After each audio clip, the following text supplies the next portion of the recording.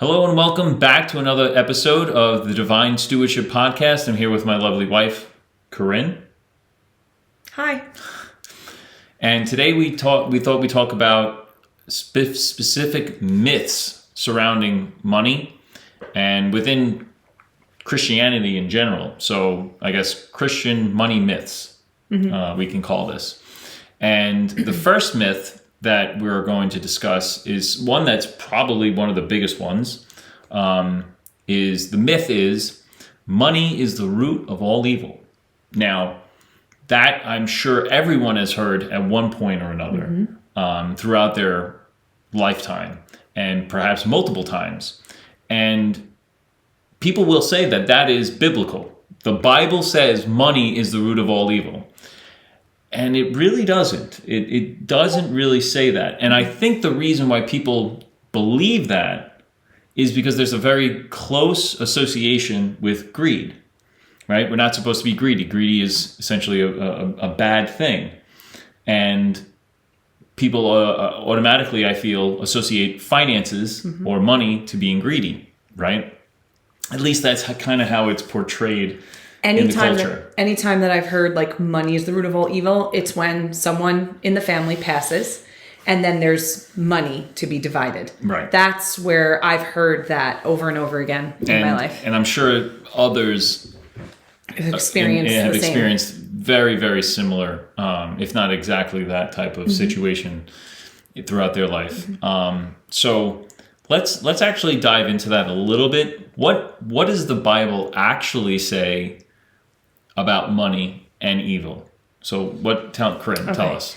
So the Bible tells us in 1 Timothy 6:10, for the love of money is the root of all kinds of evil. Okay, let's stop there. So right there, money isn't the root of all kinds of evil. Right. What is? What is for which some have strayed from the faith in their greediness and pierced themselves through with many sorrows. But what is the root of all evil? It's the intentions behind the money. The love of money. If you allow not the money. It is not the money. Love of money. It kind of accentuates the person you already are. So if you're already a super generous person, when you come into money, you're just going to be generous with it. If you're the type of person that hoards it for yourself or doesn't share or give or help others, having a lot of money isn't going to change that. Right, but as far as being evil or the root of evil or evilness or whatever, it isn't money. No. It's the love of money. Right, it's allowing money, the love of money to take over. Right, so the myth that money is the root of all evil is wrong. Correct. Right? Because money, as you just mentioned, it does nothing but enhance whom the person is. So money is just a tool, like you said. It's a hammer. It's morally neutral. It has nothing to do with anything. Money is just a means of exchange. However, the Bible says the love of money. The love of money. That's an emotional attachment. That's putting oneself or putting money higher than something else, right? That is what is evil. That is what drives evil. That is what, even here it says the greediness, right?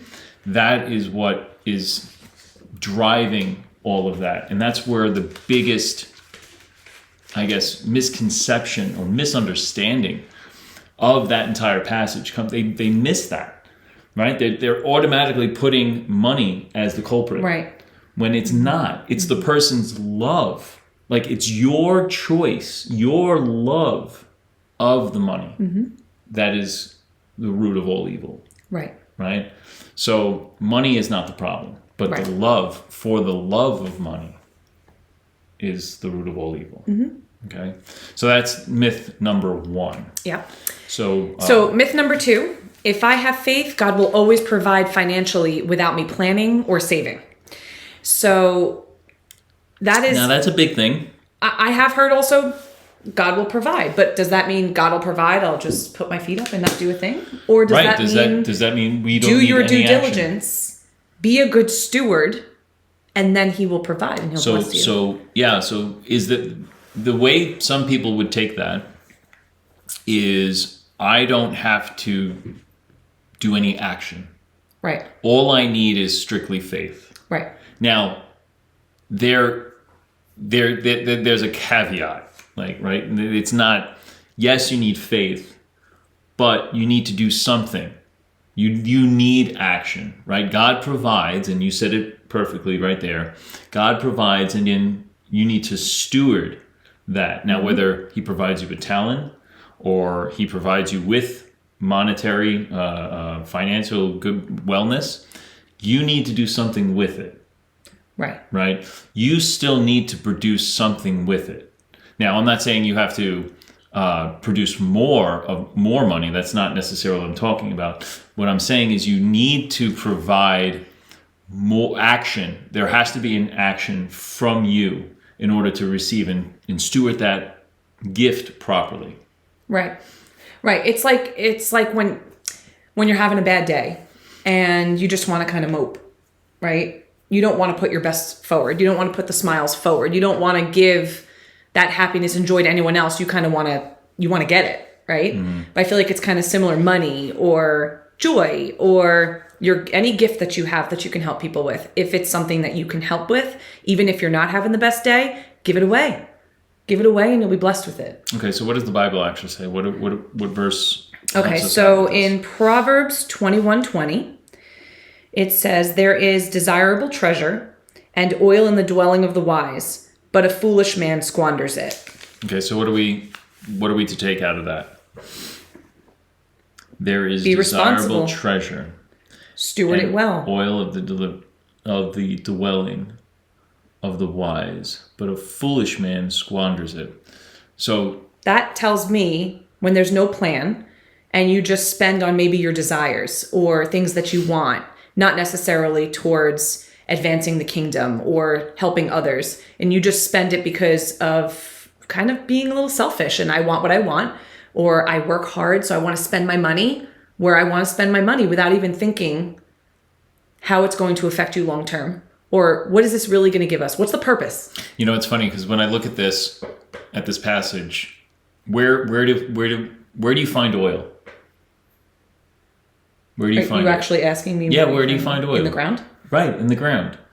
So oil is in the ground. It has no value buried in the ground. Right. So in order to get value out of it, what do we need to do? We need to find it. We need to find it. We have to dig it. We actually have to make an effort to receive that oil. And then that oil now produces many things, right? Not only money, but gasoline, all the things that oil helps produce, right? So it is buried beneath. There's value there. It's desirable treasure. There's a treasure, exactly. It's underground. It's buried. And in order to tap into it, in order to make that treasure multiply, an action needs to be done. Right? I can't just pray that it'll come to the forefront. God's provided it. It's there. There's the treasure. It's there. Now, it's our job to go and tap into it. And that requires an action. Right. So we need to go and drill. Now, that's just an example, right? But that's what that passage is reading to me. There is treasure there. I need to do something in order to obtain it, and then once I obtain it, then I can do more with it. But a foolish person squanders it and just says it's there, and I'm not going to do anything with it, or I'm going to wait. I'm just going to wait, and no action from my side. God's going to do everything. I don't think that's the case, and clearly this passage is saying that there's something there, but there's something more that you need to do in order to obtain it. Right. So I think that was actually really, really cool. Yeah. It just came to me there as you were reading it. I'm like, oil, where is oil? And what do we have to do to get it? Because oil is a treasure, right? We utilize it for a lot of things. And how do we get to it though? Where do we get it from? It's in the ground. You know, instantly I'm thinking of like an oil rig, a guy digging, drilling, and then all of a sudden the oil just comes out and spews out. Right, he had to do something in order to get it. He had to do a lot in order to get that. Right. So yeah, that was a good one. That's a good one. All right. And what's the last one? We have a third. Common money myth number 3: debt is just a normal part of life, and it's okay for Christians to live with it. Wow. Yeah. So I think this is a big cultural thing as well. If I'm going to be honest. Well, the Bible warned you about debt. owing anybody anything. Warns about debt 100%. And So I think debt has gotten so out of control. We've become numb to it. So I think it's a cultural thing that's seeping in to the faith. Like, it's just a normal part. There's nothing we can do about it. So we might as well just live with it. Right. And that's not the case. What does the Bible actually say? Okay, so in Proverbs 22:7, the Bible says, "The rich rules over the poor, and the borrower is servant to the lender." In other words, like servant to the lender, some say slave to the lender, right? And it really means that you're in bondage. Right. Right? You're bound to that person, to that entity, to that group, whatever. Because now you're working to pay off, right, that debt. And that really puts you in like a shackles, That's right? A Think about having a weighted vest on or a weighted backpack or anything weighted on your ankles, and you're walking and walking and walking. You got this weight on you. And as you go, you just, you take a piece of weight out and you keep walking. You take another piece of weight out and you keep walking. By the time you're there, you feel relieved because now you have no more weight on you. Right. Now imagine that being like a financial burden on you. You're going through life and you've got all this money that you're not giving away, but paying to someone else, paying to someone else. Now imagine that not going away. You're always paying someone else money. And this is not just like a bank. This is like family loans too. Anything. So family loans, it's like borrowing money from a family member, and then a family member that's in your life on a regular basis. And now I owe my family member $10,000. But we want to go on a little trip. We want to go on a little trip this summer with the kids, and we're going to do that. We'll be smart with the budget and we'll do it well. We won't overspend, we won't overindulge. But now what does that family member who lent you that money think when they see those pictures pop up on social media? Oh, wait, they owe me money? There's always a stigma now. There's going to be that stigma or resentment or I don't like borrowing for money. It happened in my family, and I'm not saying it caused strife, but it caused an uneasiness for sure. And it was, even if, let's say there was no animosity. Let's just say there was no animosity, because I don't think there was. It was always something in the back of our minds. Yeah. Maybe that doesn't apply to everybody? Perhaps not, especially when it comes to family. The way, again, money is just a tool. And I guess depending on where it comes from and the heart of the person that's either giving it or receiving it can look at it at certain ways. Okay, so again, it's not the money, it's the emotions of the people receiving and the emotions of the person giving, right? So again, it's not the money, it's the individual who's receiving and the individual who's giving. Okay. Well, I know I'm the type, even if recently I borrowed a book from someone at church, and I have never read a book that fast because I was like, I have to read this and I have to give it back. Right. It's not mine. I have to give it back. And I cannot imagine feeling the weight of a financial loan from a family member in which I have to pay back. Now, the Bible does talk about being bondservants, right? But being bondservants, Paul was a bondservant of Christ, right? So that's a good bondservant or slave, right? You want to be a slave to Christ. You want to. That is the good way. But here, this is a debt. Right, and you were given something, and now you're indebted to this person, and you are expected to pay that back. You're expected to pay it back, and the culture today, again, the United States is 37 trillion dollars in debt. $1 trillion, like we've gone beyond. And you thought billions, your debt was bad. Billions. But here's the thing: that's the point. We've become numb. Yeah. It's just become a normal part of society. The world has become numb. Now, I'm not saying debt is in it of itself a bad thing. It's a tool. How is it being used? Right.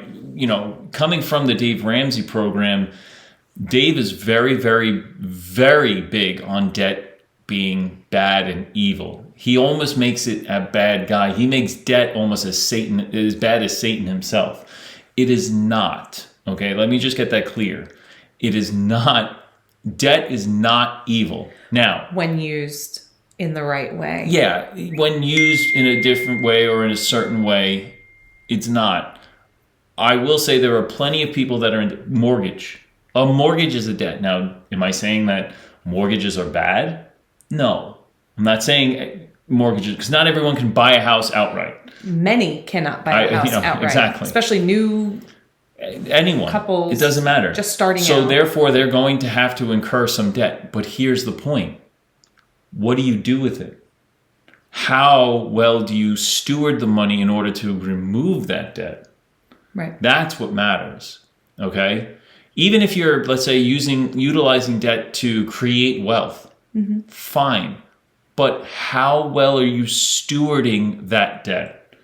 That's the point. Because if you go out and like Dave did when he was really young, and this is where I think a lot of his convictions come from, was that he over leveraged, meaning he took out too much debt. Right. And he had too much on him. He says that right? He did that. So he had too much debt on him. And again, he was doing it in a good way, quote unquote good way, but the bank still called the note. Now, he made all his payments. He was not delinquent on any payment. Okay, so you can say he did everything the right way. You could say that. You can make that claim. He did everything the right way. But because he still owed someone or something else money, and a lot of it during that time in the 80s. He was very young too. Yeah. They said, no. And here's the thing. Even though he was young, he was still successful. Oh, yeah. He was very successful. And that's why the bank continued to do it. But what happened was that bank apparently got bought over by a bigger bank. And that bigger bank looked at all the outstanding debts. And they said, oh, no, we can't have that. So that's where I think his convictions come from. And why he's so passionate about debt and debt elimination. And I understand that. He goes through how it affected his marriage during that time and how it could have broke them. It could have broke them. Because that's where the emotion aspect comes in. And that's why Christians are put in this type of predicament, right? Anyone really is put in this type of predicament, but Christians should have more of a conviction on this because it's basically within the Word of God, within the Bible, that this is a principle, right? And it's from the book of Proverbs. And Jesus spoke about money as well, okay? He talked about money a lot. And the book of Proverbs, again, the book of wisdom, right? So we take those phrases, those sayings, and they talk about money a lot in the book of Proverbs.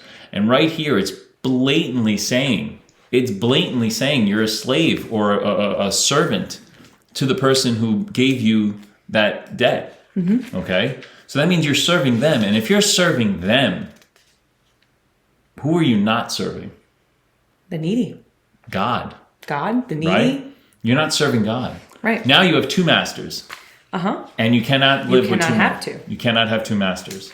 So that is one of the main things as to why we work with couples, or we want to work with those couples that have this bondage. And we're not saying that we're going to get you completely out of debt right away, because again, there's a lot of individual situations that families go through, but we guide you through these tough times, and we help you put in place, strategies, give you different perspectives, provide you with different opportunities to get out of debt, and not only get out of debt, but maybe grow wealth. Generational wealth.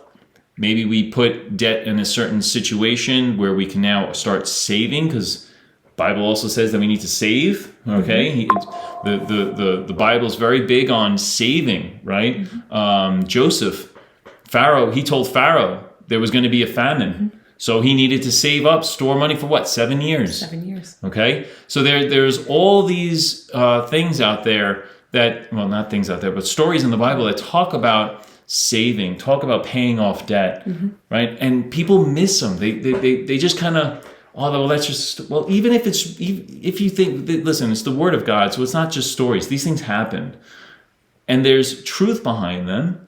And if you read into it and you take it to heart, wow, maybe I should really be saving. Yeah. Okay, there's an annuity product that here's the connection I just made. I just thought of this. Joseph told Pharaoh that his dream said that he needed to save for 7 years because there's going to be a famine, right? So he needed to store for 7 years and then a famine of 7 years. Correct. So store enough to get you through that 7 years of famine. So now there's an annuity product, annuities, right? That it takes a certain amount of time to mature. Guess what that time frame is? 7 years? 7 years. Okay, now I just kind of just threw that in there, but I'm serious. It's 7 years. That's an actual, like I just thought of that association. So, but isn't that funny? It is funny. Isn't that funny? Like the same time frame. I wonder if I really do wonder if that was done on purpose because it would be really, really funny. That would be great if it was, because that would be a perfect tie-in. And if it's not, I'm saying it is. I'm putting it out there. I'm claiming it to be that type of annuity is biblical. Now you're just I'm just throwing. Now we're just throwing words around. Now I'm just throwing them around. But how funny is that? But yeah, saving is a big part, and that's a big thing because a lot of Christians and a lot of people in general don't have capital. Like, what's the biggest thing? You need money. You need to have money. Yeah. You know what I also think it is? And I don't know if this is probably off topic, but so many people focus on so many things at one time. Mm-hmm. So you can't build wealth most effectively and pay off debt most effectively all at the same time. There has to be a series of events. There has to be, how do we free up our cash flow to put more towards the debt, then move towards, okay, let's put that cash flow now towards building for the future. Okay, now that we're building for the future and now we have our retirement set up or college funds going for the kids and all these things. Okay, now what? Now all the money that was going to the debt can now go towards all that. So your cash flow, your pay, instead of going to someone else, is now able to grow up for your future. Or even still, how about legacy planning? What about we build first before we go into any large purchases? Right. So now we have that capital. Like, oh wait, you mean wait till we're ready to purchase something and not just do it because I want it? That doesn't sound right. Why have the so here's where I'm thinking, right? The biggest thing that happens to people are cars, right? I think that's a very big first thing. Still can't believe how much car payments are and can be, especially with 2 parent drivers in the home. Friends of ours, acquaintances have told us like how much their car payments are, and I'm like, whoa! If you didn't have that, how much more money? We were in it. Right. And then we leased one time, we went into a lease one time because we just didn't have the funds every month at that time to pay more than just what the lease payment was. We were kind of like, all right, we need something. Family is growing. We can't fit the bulky car seats in what we have. So we're going to need an upgrade. But instead of just saying, okay, I'm just going to lease and we're going to do this every 3 years, we're going to get a new vehicle. We did say, all right, let's do these lease payments at this much a month. But what's the buyout? In 3 years. Eventually we did that. When we went for that minivan, we did that. Did we? Yes, we did. And we knew we had to get this much by this time. And we did. Okay.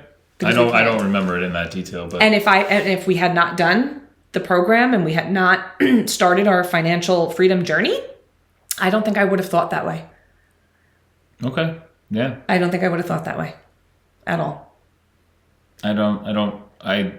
It just boggles my mind, the amount. The car payments. And here's the thing, people. We don't need to buy new. We don't need the latest and greatest. It's a car. Most of the cars that are made, even 20 years ago, are perfectly safe. You don't need all the bells and whistles. There's a want for that. Even if you go a few models back, maybe a 3-year-old car that has under 50,000 miles on it. Hey, my car is what? 50, it's 15. a 2010. So 15 years old. 15 years old. It's got how many miles? I have less than 135,000 miles. Right. I think I'm like 131.8. Wow. So like 131,800 miles is what I think I have on my car right now. Right. Yeah. Listen, there is nothing sexy about driving the same car for 15 or 20 years. However, there is something very, very attractive about having a paid off mortgage and being able to put your money where it matters. That's all I'm going to say. Are you calling me sexy now? I am. Okay. I am. Awesome. Not your car. This car is not sexy. Not the car for sure. But it gets us from point A to B. And it when you served take the care of purpose. your stuff, it runs completely That was fine. the very first car I purchased. Right, after you graduated. A year after I graduated. Mm-hmm. So Yeah, we were dating. I had purchased that car. I wanted to get a brand new car right out of college. And that was a big thing I wanted. Mm-hmm, I remember. And a guy that I worked for, a pharmacist that I had worked for prior, he said, one of the biggest things you could do is not buy a car right out of college. Because you graduate college, you get a really, really good job, you're making six figures right away, which I was, and I was making decent money, and I was working overtime and all this other stuff, and I was living home. I was living We home. were both living home until we got married. I had a nice paycheck. It's easy to be like, oh, let's go spend it. And you know what? I was like, I can easily make these monthly payments. And the best advice was don't buy a car. Wait at least a year. Mm-hmm. So I waited exactly a year. I think you counted down like, okay, I'm going to go. I'm at this time, this month. And I still did it wrong, quote unquote. Still did it wrong. It was a 6-year finance, right? It was 6. Yeah, it was a I mean, really low percent. If you look at it was less than 1%. It was 0.9%, which was very attractive. 72 months. It was 500. I put down whatever you got for this convertible. Almost close. No, more than that. Almost close to maybe $10,000. I put down. Oh. And it brought my monthly payments to $500, just under $550 a month. And that was in 2010. And that was in 2010. Yeah. Oh my gosh! Now it must be like $1,000. I don't even know. Again, it all depends on how much you put down. And I financed it. I didn't lease it because leasing I think is ridiculous. You're just renting. Why am I putting all this money to rent? You're just giving your money to someone else. Unless you know that the value of the vehicle is going to be less than what the total you're going to pay. Right. Like you have to have a strategy when you come to that. Right. And I know we kind of gone off topic here about cars and whatnot, but it all comes down to having an idea of what you're doing with your money, right? Money isn't the root of all evil. You need to work, and you can't just necessarily think that God's going to cover all, which He will. He will provide for you, but you still need to do something. You still need to do your part. You can't just sit there and say everything is going to fall into your lap. Right. You still need to be out there and do your part. And then debt in general. Debt, you don't want to be in debt for the rest of your life. That is not the way God intended it. That is not the way the Bible says that you should live. And if you just look around, anyone who's in financial debt, maybe there's marriage struggles there. Maybe there's just more stress and burden that you can feel from them, or even being yourself. Like you can feel that. And I know personally, I know how it feels to have debt. I don't like the feeling. I like to owe nothing to anybody. Like I don't want to owe anything to anybody. And if you do go into debt, get rid of it as quickly as you can. Yeah, just get rid of it. Create a plan. Have a budget. Have a plan. Listen, even Robert Kiyosaki, who is recently stated he's like $1.6 billion in debt. I mean, I can't even fathom that. But how is he utilizing it?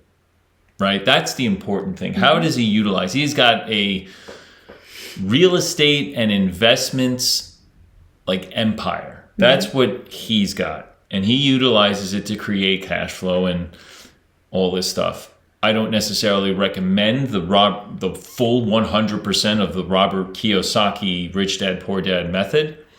I think it has its certain qualities, its good qualities and its bad qualities, because again, what he doesn't talk about enough of, because he does talk about this, but I don't think he talks or stresses enough about it, is you need to understand what you're doing. He talks about having financial literacy. You got to have a financial education, get a financial education, but he never really defines what a financial education is. Like, what does that mean? What does that mean? Does that mean like a degree? What does that mean? What does that mean? He says you got to learn how money works. Okay, how does money work? Work again. Money is an inanimate object. Money doesn't work. It's how the process is. Right. And that's what he means. And if you don't understand that, people will look at that and be like, "Oh, I got to go into bunches of debt and figure this out. And if I get a lot of debt, and I'll be fine. I'll be wealthy. I'm gonna put myself in debt, and it's gonna get me wealthy." Well, no, because if you do it wrong, let's say the most easiest way to get into debt is to buy a house. Now, if you're going to invest and try to purchase a house for rental to gain money that way or wealth that way.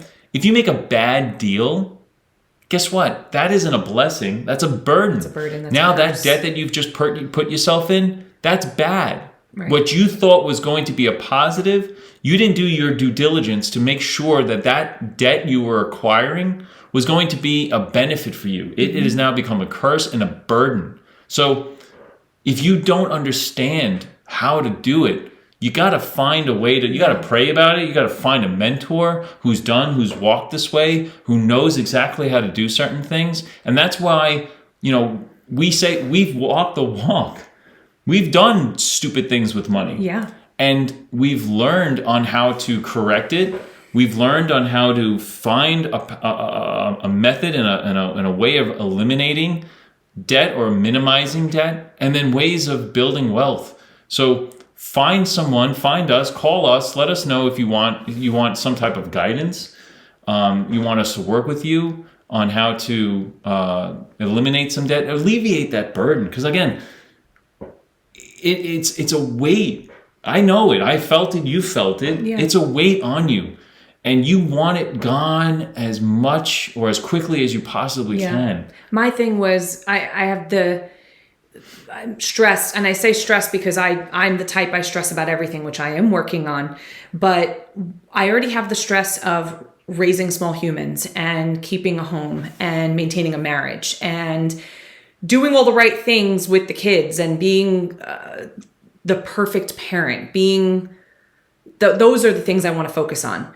And to have the financial burden on top of all of that, there's only so much someone can take. Yeah. And I would much rather put my focus and energy into my family, into my marriage, into my faith, into not in that order, but all those things, and not have to worry about that financial burden. So since becoming debt-free, things are just happier. Things are less stressful, less of a weight, less of the pressure, I guess.